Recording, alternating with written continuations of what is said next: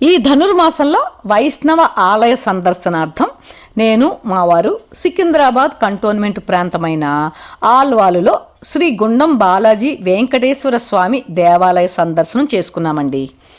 మార్గశిర మాసంలో బ్రహ్మోత్సవాలు అయిన తర్వాత ధనుర్మాసం అంతాను సంక్రాంతి వరకు నెల రోజుల పాటు ఇక్కడ ఈ ప్రాంతంలో పెద్దది ప్రసిద్ధము అయిన జాతర కూడా జరుగుతుందండి. ఈ దేవాలయం అతి పురాతనమైంది. మూల దేవాలయమైన గుండం బాలాజీ మందిరం 850 సంవత్సరాల చరిత్ర కలదైతే వెనకనే ఉన్న వెంకటేశ్వర స్వామి ఆలయం 400 సంవత్సరాల చరిత్ర గలది. విష్ణు బాలాజీ అనే ఋషి యాత్రలు చేస్తూ తనతో వెంకటేశ్వర స్వామి విగ్రహాన్ని తీసుకుని ఈ ప్రాంతానికి వచ్చి అక్కడ ఉన్న చింత చెట్టు కింద ధ్యానం చేస్తుంటే ఆయన ధ్యానంలో స్వామి కనిపించి ఆ విగ్రహాన్ని అక్కడే ప్రతిష్ఠ చెయ్యమని, తనను తిరుమలలో దర్శనం చేసుకోలేని వారు ఇక్కడకు వచ్చి దర్శించుకుంటే ఆ పుణ్యఫలం పొందుతారని చెప్పగా అక్కడే ప్రతిష్ఠించారటండి. ఆ పక్కనే ఉన్న కొలనును గుండం అంటారు. తద్వారా ఈ బాలాజీ గుండం బాలాజీ మందిరంగా ప్రసిద్ధి చెందింది. ఈ గుండంలో స్నానం చేస్తే సమస్త రోగాలు తగ్గుతాయని విశ్వాసం. ఈ గుండంలో ఇప్పటికీ అనేక తాబేళ్లు చూడముచ్చటగా కనిపిస్తూ నీటి స్వచ్ఛతను చాటుతున్నాయండి.